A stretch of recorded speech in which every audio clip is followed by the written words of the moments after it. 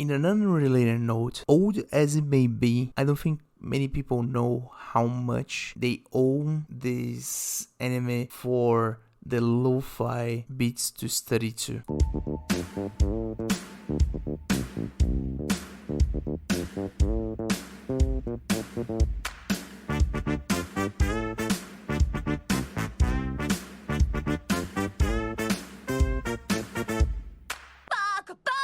Hello everyone, welcome to the Weeb initiative. I'm your host, the Weeb. This is a show where every other week I'll be talking about anime, manga, and everything in between. This week I'll be talking about Samurai Champloo. And before I even start, some disclaimers. Spoiler alert, I'll be talking about most of the things that happen in this series.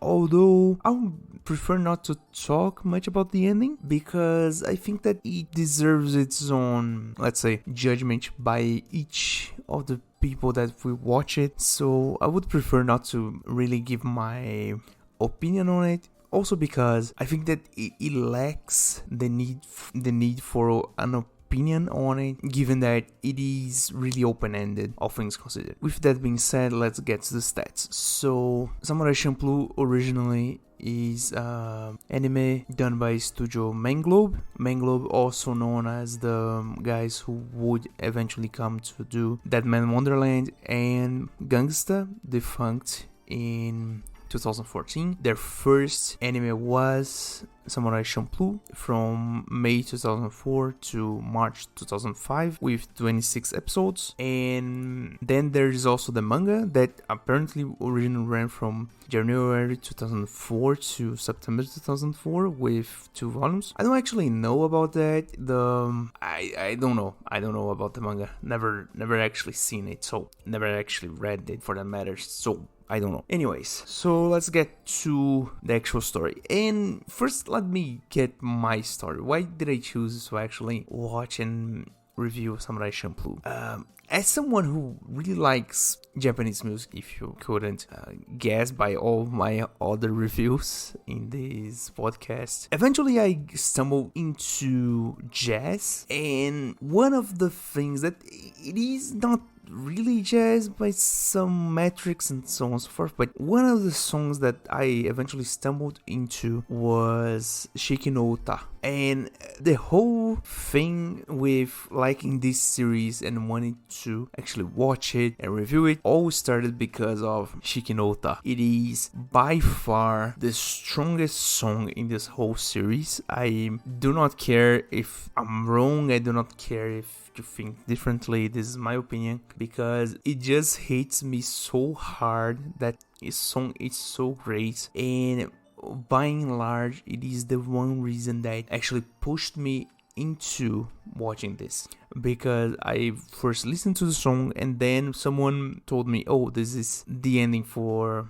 Samurai Champloo. So easy to say I was hooked at that point, and I really enjoy the anime. In that sense, the ending really fits, the visuals are really great. And now talking about the anime, really, I have to say that it was a great surprise to actually watch such a passionate project. It is really something to see an older anime at this point with such a strong artistic drive coming right behind it. So what it is about, right?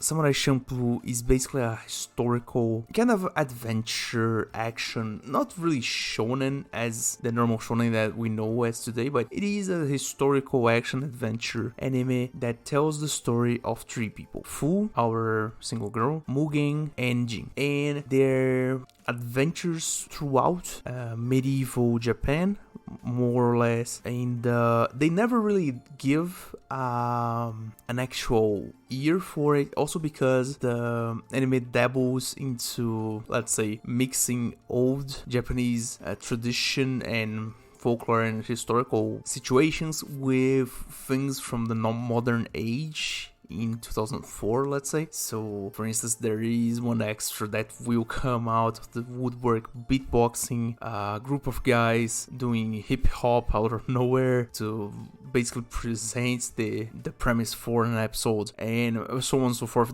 There are a lot of weird and quirky kind of ideas that they mix up in a old, let's say, old Japan situation with a modern kind of sauce in it, and it is really enjoyable in that sense. And oh my god, I'm so glad that I released my review on Lone Wolf and Cub before I've ever watched this, because as I talked in that review, and for the 4 people who actually listened to it, Lone Wolf and Cub is regarded as one of the most accurate historical representations of feudal Japan near the end of this shogunate era, so near the end of the whole thing about the shogun, the samurai and stuff, and it is considered one of the most accurate retellings of it. And in that same manner that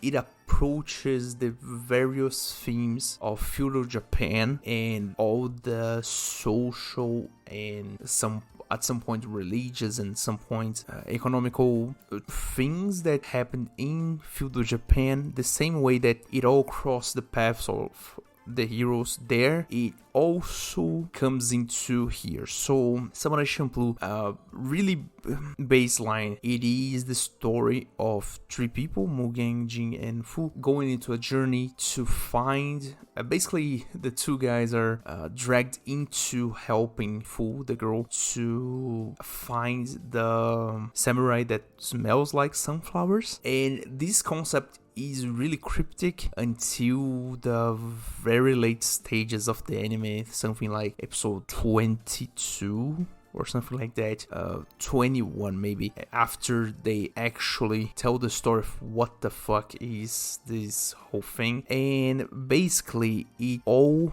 begins with them being dragged into this kind of weird journey, and then the 3 set out from, I don't actually remember if they say the name of the first town they are in, but they go from the first town to then Edo or Tokyo, the capital of Japan, and then from there to Nagasaki, and then to Ikitsuki, that is an island, I think, south of Nagasaki. It's still in the same province, but it's still. And throughout this whole journey, they encounter a whole lot of different situations that recount some aspect of the feudal Japan, sometimes with a twist, sometimes not really with major twists. It's really more grounded historical counting.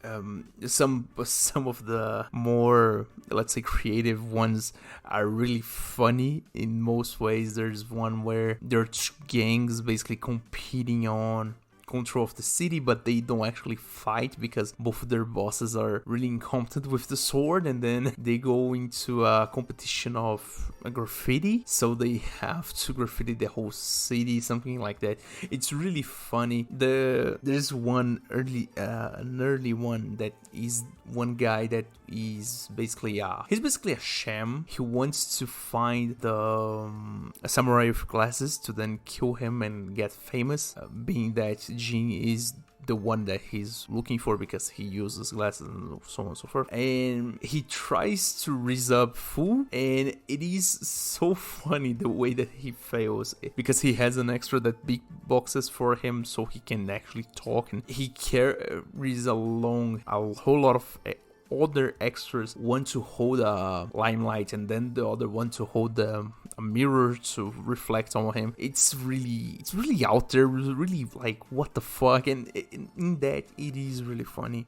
Outside of that, there are a whole lot of, and I will say this because I know, and there are a lot of situations that they actually show that I wouldn't think that someone would actually show that in television, even though it's a historical fact and stuff. But for those who have not read Lone Wolf and Cub, there are some really, and more to the point, seen in a 2025 kind of lens, there's some things themes there that are really, really strong and really some really fucked up stuff. The one that jumps out really hard and actually is one of the most, I would say, one of the most early touching, really emotional, kind of really nice episodes is one where widow is used as collateral because the husband died with a debt, and so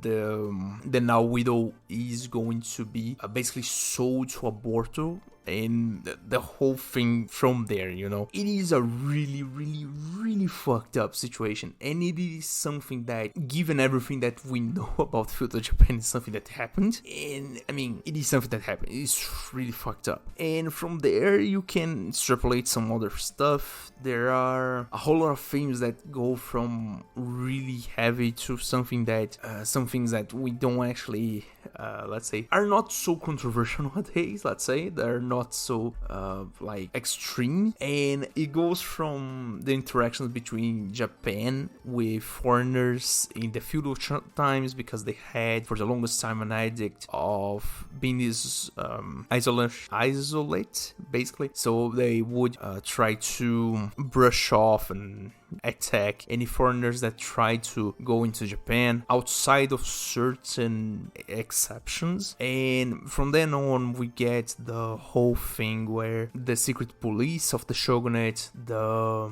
executioners, the whole thing about hiring actual assassins to do their work, and from then on the whole thing kind of goes from there. So we have multiple encounters with the police, we have multiple encounters with religious kind of sects or stuff.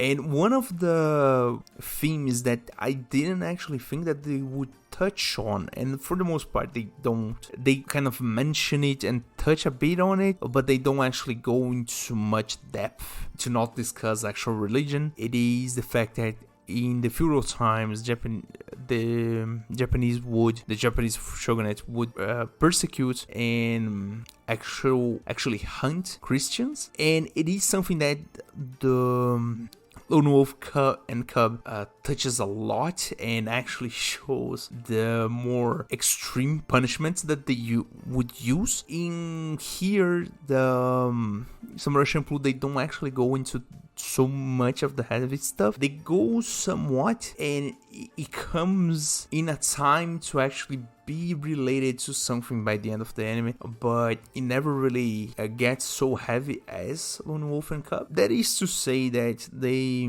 I will not say they sanitize, but they tone down some of the heavier stuff for television, I would say. And in a way, I think that the integration with the overseas market helped with that, so I think that they didn't want to actually touch on some stuff to actually don't get a bad reception in other countries. I think I cannot really confirm that, it's just my theory here. And basically that's for the most part the whole of the, let's say, how the anime works for the most part. There is some internal stories with the characters, so we get to know a bit of each one's past and how they came to be here. So the fact that Mugen is basically a wild animal and he doesn't know how to read at the beginning of the series and doesn't actually act like civilized as you would think a samurai would, is one thing that they don't actually, let's say, expand too much into, but we get to learn why, how Jin became a Ronin, and then how Fu came up with this journey to find the samurai that smells like sunflowers. And from then on you can get the most of the idea of how the series goes. I have to say that that is the whole of the story that I want to talk about before I spoil the ending, because I don't actually want to, and I don't actually want to really dive really deep into any, let's say, specific episode, because they all fall from my perspective, at the very least, they all fall inside what Lone Wolf and Cub covered already. So much so that I'm pretty sure that there is a call out for Lone Wolf and Cub in episode, I think, 22. That is the weirdest episode that they have, so much so that it doesn't actually have an ending, but that's not the point. And basically the whole thing goes really weird in that episode, and they end up with a call out to Lone Wolf and Cub. So I will say that if you read Lone Wolf and Cub at the very least, you know the historical, a bit of the historical context of Samurai Champloo, but the inside story of the characters, I think, is something that really resonates a lot. So for instance, there are episodes that are more focused on Fu, there are some that are more focused on Jin, there are some that are more focused on Mugen, and they all find this really nice, let's say, equilibrium with having specific episodes for each one. And not only that, but also how each of the episodes that they go into their A, B, and C stories, let's say, they all end up circling around to the same objective by the end, and it is really, really funny. So how there's one that I remember a lot, that it is how Jin gets involved with a young boy, 15 years old, something like that, to defend him. Just out of kindness, he protects the boy from some yakuza, and ends up being the whole town is basically in a turf war between two groups, and then the other group actually ends up hiring Mugen as a deterrent for other gangs, and the whole thing kind of goes into the fact that by the end of the episode, Jin, Mugen, and Fu are joined up in a single room, and they end up with this whole let's say brawl with people from both groups, and the whole thing kind of goes from there. It is really nice the way that they do it. I think that VAs, they did a really nice job, all of them. I would say, and I have to give a highlight here, I don't know what it is with my head, but I don't know if Fu's design is really original or if it is really generic. It is something in between that, because I feel like I already seen her design somewhere, but at the same time it feels like she's so unique in that way. She's really nice character overall. I think she's a really strong female character if we are going to enter that discussion. And at the end of the day, I think that she's really cute in the way that she does things, especially by the later, let's say, 6 episodes, so episode 20 to 26. I think that the way that she does things is really, really cute, especially when there is the fake out that the journey is going to end without one of the guys. But she's really funny. And from then on, we have, so I think that there's so many great things, so many great different small things in this anime that I really wish more people would watch it. I know that it is famous, it's really out there, but I think that it gets second seat when talking about the animes created by Shinichiro Watanabe, because his other work, I think at this point more famous one, is Cowboy Bebop, which carries, and I will say in many ways carries the same energy as Champloo, but in a different, let's say, time frame, but carries that same jazzy, groovy mix. In the case of Bebop, they try to mix the sci-fi with that more jazzy stuff, and now here in Champloo, it's feudal Japan with jazzy stuff.